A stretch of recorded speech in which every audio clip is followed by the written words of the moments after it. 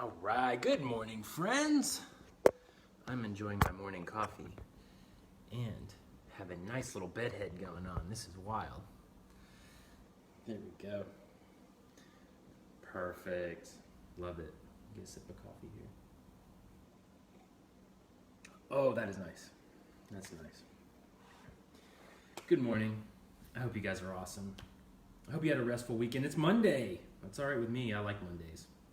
Hey, really quick, I wanted to pop in today and talk about something I get a lot of emails about, and that's about Zen Pig and like how it started and where did this movement even come from. And so I thought I would just take the time and put up this video, and if you ever have any questions, you can reference it and see how this all humbly started for sure. So anyway, Zen Pig. You know, when I was younger, when I was like early 20s, from the outside looking in, my life was looking pretty great in terms of hitting a stride in a way. You know, I had lost all this weight, I had gotten in shape, I had left a dead-end job, and I started a company, and I even convinced my old high school class president to marry me. So outside looking in, my life was looking pretty great. But there was a problem, and that problem was my internal world was bleak. You know, it seemed like no matter what I was achieving externally, I still had all this turmoil internally. And I remember distinctly one time, this is one of my rock bottoms. You know, I was upstairs, I was in my home office, and I was pounding away at emails, and my eyes started to sting a little bit, and I thought, what's that about? You know, we have two cats. Why would I have an allergic reaction now? And I just kept pounding away at those emails and thought, okay, well, what's going on? And it got worse and worse. And then I felt that, that warm, wet feeling good on your cheek, and I touched it, and I realized what was happening. And that moment of acknowledgement happened, and this wash of release and grief just came out. And I was just in my office crying because I was just so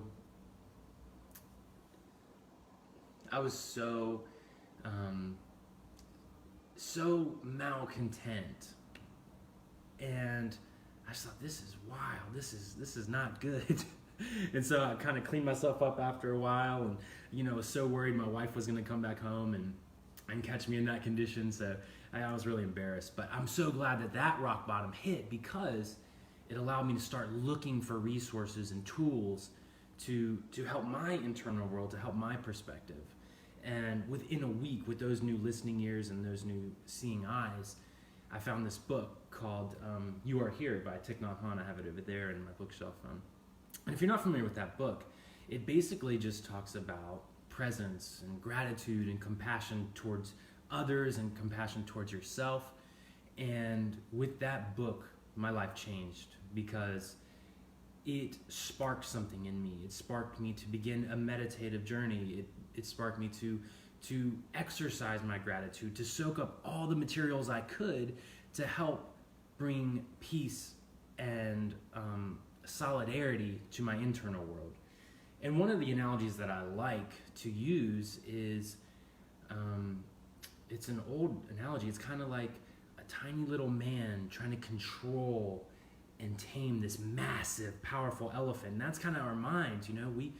We're trying to get on top of this thing and journey through life, and we have to learn how to control it. And so that was such a life changer for me.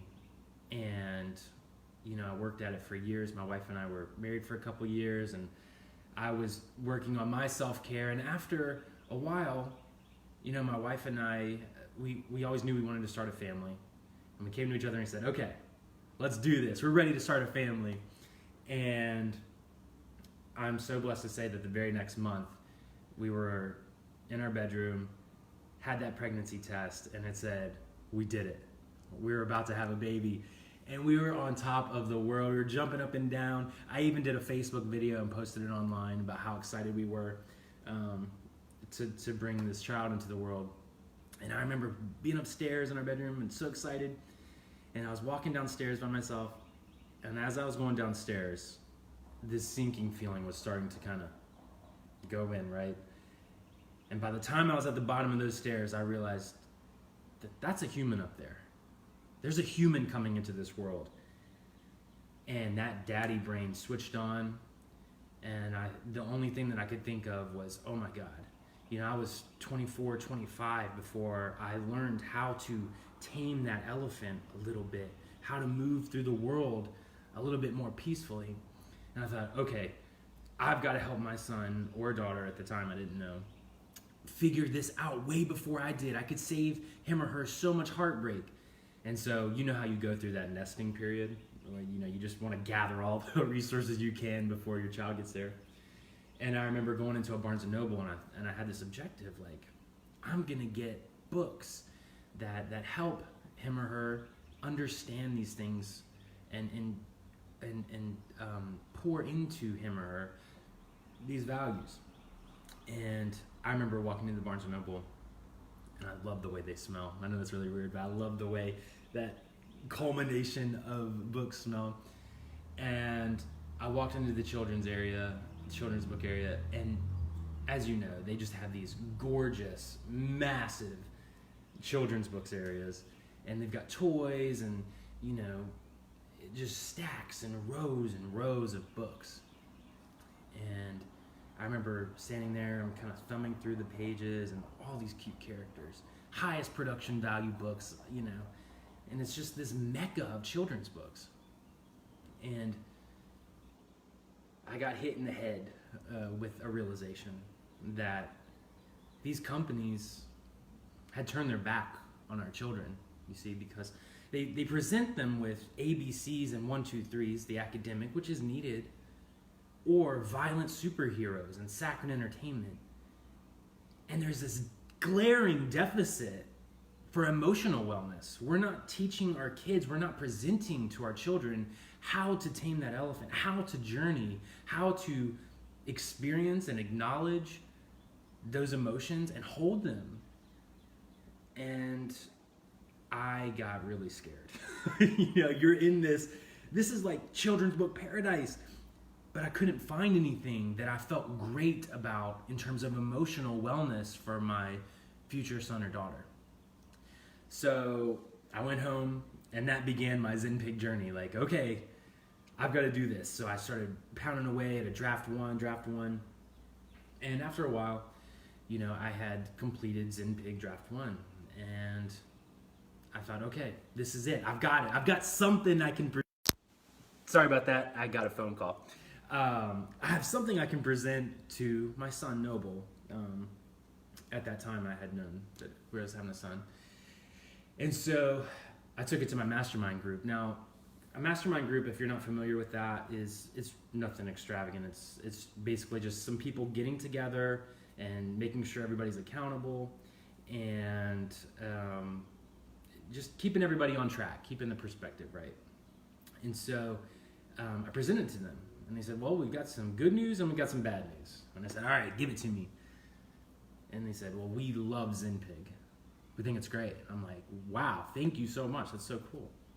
And they said, the bad news is you've got to figure out a way to get it to the world by next month. And I was sitting there like, what are you talking about? You know, I have this manuscript for my son. What do you mean? And they said, your kid's not the only one that needs this. You have to figure out a way to get this to the world.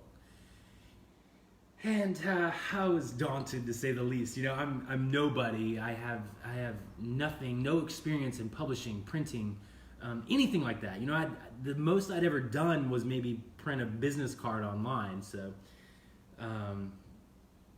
Google was my best friend. So I was Googling and YouTubing, trial and error. And finally, I had that first Zen Pig printed up, had it in my hands. I threw up this really simple website, told a few people about it.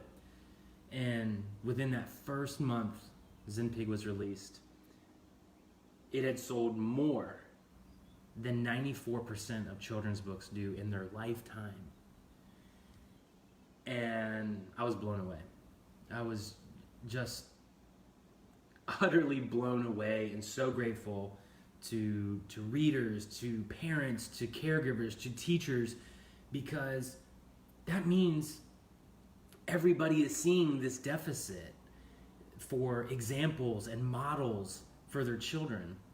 And so I can't overstate how thankful I am. 100,000 people have gotten clean water because of you. This Zen Pig thing has turned into a movement, into a team.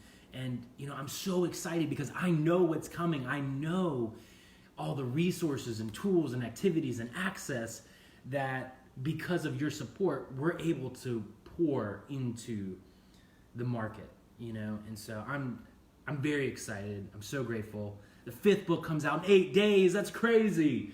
But anyway, that's how this all started, this crazy, crazy journey, how this crying man in his office started Zen Pig. So anyway, I'm always here for you. I'm grateful for you. And let's do this together, okay? Thanks so much, and I hope you enjoy your day. See you later.